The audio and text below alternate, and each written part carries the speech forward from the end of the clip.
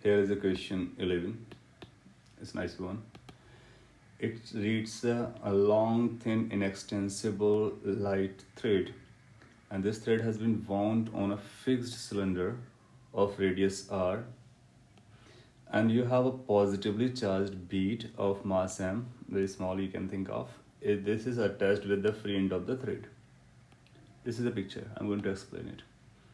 A uniform magnetic field of induction B is directed along the axis of the cylinder, and this exists in the region surrounding the cylinder as shown in the figure.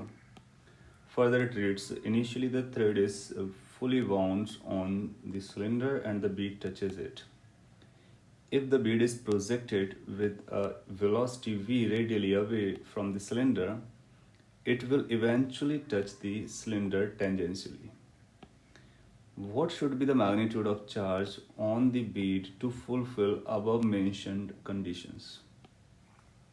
So magnetic field is here. This is a cross-sectional view of cylinder. So cylinder runs perpendicular to the screen, and there's a thread wounded on this. This is a bead of mass m. Velocity has been given radially away. So I made the similar picture, but rotated by certain angle. It doesn't matter, by the way. So if you give the velocity v in radially outward direction, there's a thread connecting to this. You'll find this thread will have a tension. So you will find immediately after throwing, there will be tension in the string. There will be a QV cross B force acting on the charged particle, assuming charge is positive. And even if we take for the case of negative, then you'll find that force will come in this direction. So it won't allow this to move in this direction. So basically, charge has to be positive. That's what it tries to say. Now, since these two forces in future as well will be remaining this towards the string, because this force is going to be always perpendicular to the velocity and the tension is going to be perpendicular to the velocity. So after projection, initially we'll find both tension as well as magnetic force. They are going to provide centripetal force. So it will be moving on circular arc, or you say like a path of segments made by circles. It's not going to be a complete circle because this tension will keep on changing. However, this magnetic force won't be changing in magnitude. As this moves in this path, so tension may be reducing because it's unwinding as well. So the path is not going to be complete circle, rather a combination of circles. There's going to be an instant, or after some time you'll find that the tension will become zero because a string will become loose. It will slack. Now let's say this is a point where the string slacks, becomes loose. So tension will become zero. So you will have, there will be only one force acting. So if I show that force over here, you will have only one force acting toward the center. That will be magnetic force.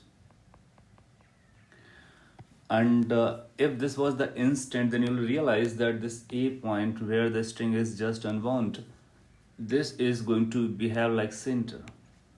Now onwards, this will be moving in a circle, keeping this as a center, and the string will keep on unwinding.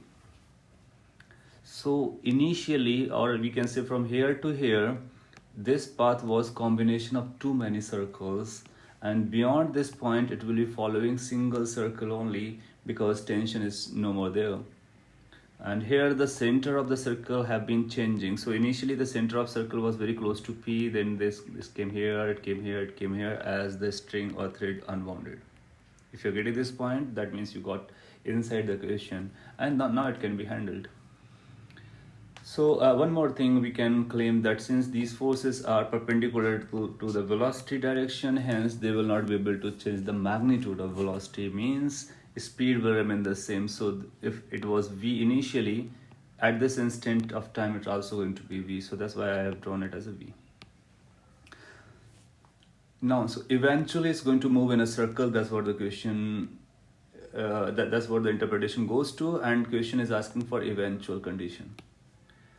Now there's one more condition, that eventually we want this bead to touch cylinder tangentially.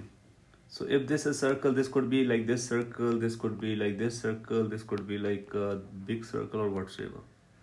So out of these circles, we need to choose the one which touches the cylinder tangentially. So this becomes the radius, and we can say the radius of this circle is going to be r is equal to mv upon qb, using the formula of uniform circular motion in magnetic field. Now this r, if this bead wants to touch this cylinder, so of course touching can be diametrically opposite point, then it will be following the circle like this. So we can say this radius should be equivalent to this AD, that means the diameter. If radius is equal to the diameter, so it will be just tangential at this point bead. If this radius is less than this diameter, then it is going to hit somewhere in between. So it's going to be collide with the cylinder. If this radius becomes more than this diameter, then you'll find it's not going to touch, it will be crossing like this and keep on following the circle. So the conditions that were mentioned, if we are going to obliged with those conditions, so we need to say this D must be touching points. So R must be equal to AD, which is equal to twice R. Once we are able to relate this, is done. Now put this this capital R value over here. So twice R is going to be mv upon qb. Then Q must be equal to mv upon twice RB. So if the charge is this much, only then these conditions are going to be valid. If charge is less or more than this, it won't be following the conditions that were given. Hence, this is the perfectly correct response. Thank you.